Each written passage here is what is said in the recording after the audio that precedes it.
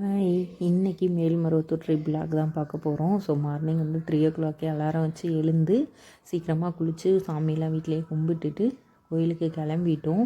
So முதல் நாள் நைட்டே வந்து இருமுடிலாம் கோயிலில் கட்டிட்டு ஸோ நைட்டு லைட்டாக தான் வந்து தூங்கினோம். மார்னிங் செம்ம டயர்டாக இருந்தது. மொத்தமே 2 மணி நேரம் தான் தூங்கியிருப்போம். ஸோ சீக்கிரமாக போய் சாமி பார்த்துட்டு வந்துடலாம், பாப்பாலாம் இருக்காச்சும் ரொம்ப ரஷ் ஆகிடுச்சின்னு அழுக ஆரம்பிச்சிடும் அப்படின்னு சொல்லிட்டு ஸோ மார்னிங் சீக்கிரமாகவே எழுந்து கிளம்பி வந்துட்டோம்.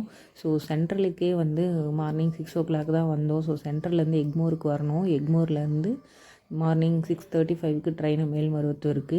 மேல்மருவத்தூர் வந்து வந்துட்டோம். மேல்மருவத்தூர் வரும்போது டைம் 9 o'clock ஆகிடுச்சு. ஸோ மார்னிங்கும் ரொம்ப சீக்கிரமாக எழுந்ததுனால ஒரு மாதிரி வாமிட்டிங் சென்சேஷனாக இருந்துச்சு. சாப்பிட்றலாம் அப்படின்னு சொல்லிட்டு பக்கத்துலேயே கடை இருந்தது, சாப்பிட்டுட்டு சாமிலாம் பார்க்க உள்ளே கிளம்பிட்டோம். எங்கள் கூட வந்து ஹஸ்பண்டோட அண்ணா ஃபேமிலியும் வந்திருந்தாங்க. அண்ணா ஒய்ஃபு பையன் 3 பேர் வந்திருந்தாங்க. ஸோ நாங்கள் போகும்போதே வந்து அவ்வளோ ரஷ்ஷாக இருந்தது. ஸோ சாமிலாம் பார்த்துட்டு இருமுடிலாம் செலுத்துட்டு ஷாப்பிங் பண்ண ஆரம்பிச்சிட்டோம்.